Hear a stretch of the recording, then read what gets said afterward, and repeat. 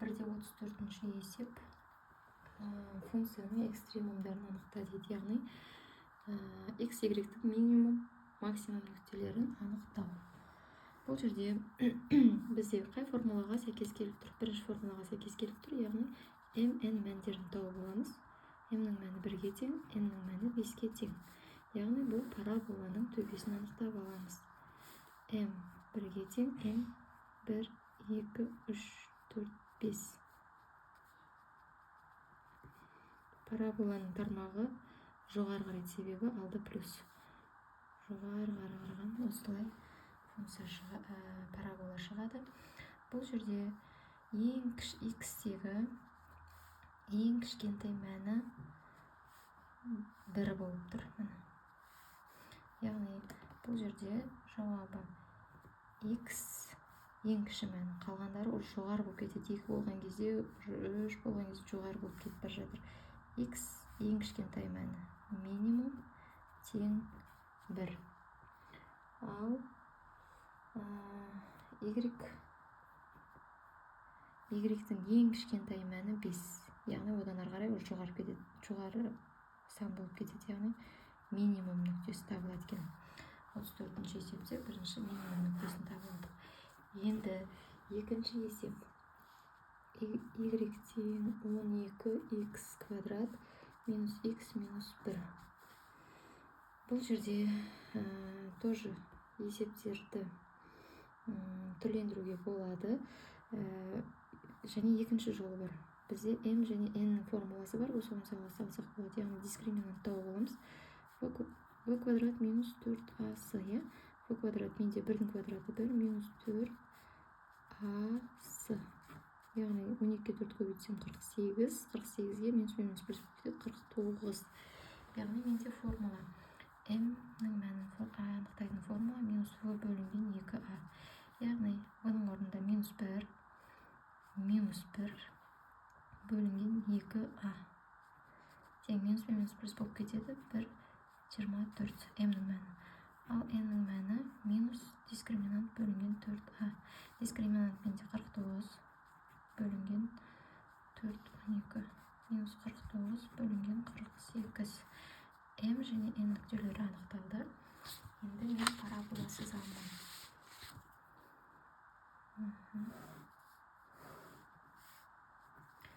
Так, x және y. 1, 2, 1, 2, минус 1, минус 2, Енді m бойынша, яғни x өсіммен жүреді, плюс 24-тен 1 дейді. 24-тен ол мына жерде примерно. Так, 24-тен 1. Ал n-нің мәні минус, яғни бұл деген минус 1/48-ден 1 ғой. 1/1-ден сәл өтеді, 1/48-ден 1. Яғни мына жерлерде болады. Сонда параболаның төбесі x квадраттың алды плюс, сондықтан параболаның тармақтары жоғары қарайды. Егер параболаның тармақтары жоғары қарап тұрса, онда бізде тек қана минимум нүктелер табылады. Яғни x минимум тең x-тің мәні неше еді? 24-тен 1. y минимумның минус 1/48-ден 1. Екінші есеп кетті. Енді үшінші есеп. Так, үшінші есеп. Берілген жазып алайын. Y тең минус x плюс 2 квадрат. Бізде бірінші формулаға сәйкес келіп тұр, бірақ орын ауысып тұр. Орындарын жайғастыра алайық. X-ның алдындағы минусын міндетті түрде ұмытпай жазамыз. X плюс 2-ның квадраты, 3-ның алды плюс 3. Яғни менде m тең қарама-қарсы таңбамен аламыз. Минус 2 және n тең 3.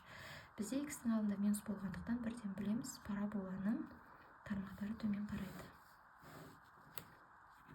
Так, m x, y өсі m.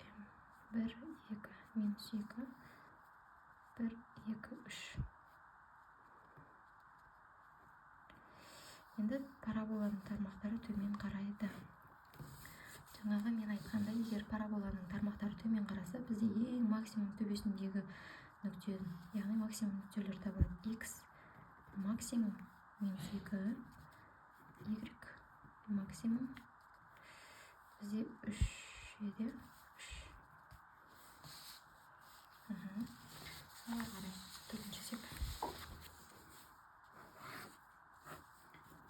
4. Так. Y тең X минус 1, X минус 3. Так, бұл жерде біз ықшамдап аламыз. Y тең X квадрат минус 3X минус X плюс 3, X-ке X квадрат, екеуін көбейтеміз, 3X минус X плюс 3 болады. Енді ұқсас мүшеліне кереміз. Y тең X квадрат минус 4X плюс 3.